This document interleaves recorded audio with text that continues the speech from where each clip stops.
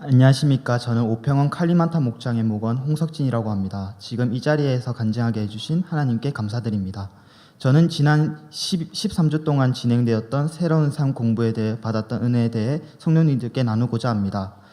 새로운 삶 공부 수강 전 저는 입으로는 하나님의 자녀라고 말하였지만 실제로 제 삶을 바라볼 때 제 삶은 하나님의 자녀의 삶이 아닌 세상의 정욕과 쾌락에 심취한 삶을 살았습니다.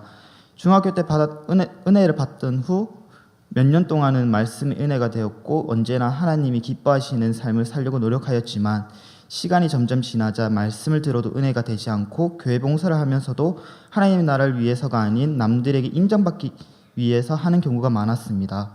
또한 목장 모임을 하면서도 내가 왜 여기 있는가 하며 목장 모임에 참석하였고 그렇게 제 신앙생활은 점점 하나님과 멀어져 갔고 그냥 습관적으로 들어지는 일종의 가식적 신앙생활을 하며 살았습니다. 그렇게 재미도 감동도 없는 신앙생활을 하던 중 새로운 상 수강 신청서가 눈에 들어왔습니다.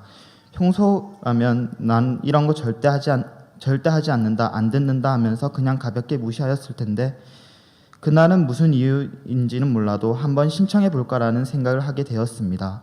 지금 생각해 보면 하나님께서 망나니로 살아가는 저에게 정신 차리라고 그런 마음을 주셨다고 생각합니다. 그렇게 하나님의 은혜로 새로운 상 공부를 신청하게 되었지만 한편으로는 조금 귀찮기도 하였고 두렵기도 하였습니다. 하나님께서는 저의 그런 마음을 아셨는지 저에게 새로운 상 공부를 통해 지금까지의 제 삶을 방성하게 하셨고 또 많은 은혜 또한 부어주셨습니다. 그 중에 하나가 바로 예배에 대한 강의였습니다.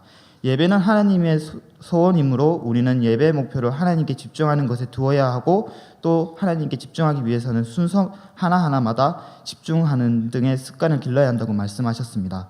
또한 예배는 반드시 헌신과 삶을 이어져야 한다고 말씀하셨습니다.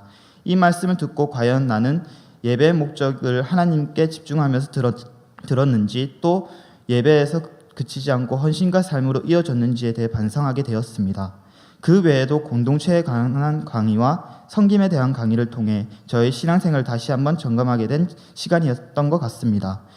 새로운 삶 수강을 마치고 이런저런 일들로 인해 결석하는 날도 있었지만 하나님께서는 이번 새로운 삶을 통해 저 자신의 신앙생활을 돌아보게 하시고 또 다시 한번 하나님의 자녀의 삶을 살도록 이끌어 주셨습니다. 앞으로 살아갈 때도 신앙적으로 힘든 일이 있을 수 있지만 이번 새로운 상 공부 때 배웠던 것을 기억하면서 다시 일어서도록 노력할 것입니다.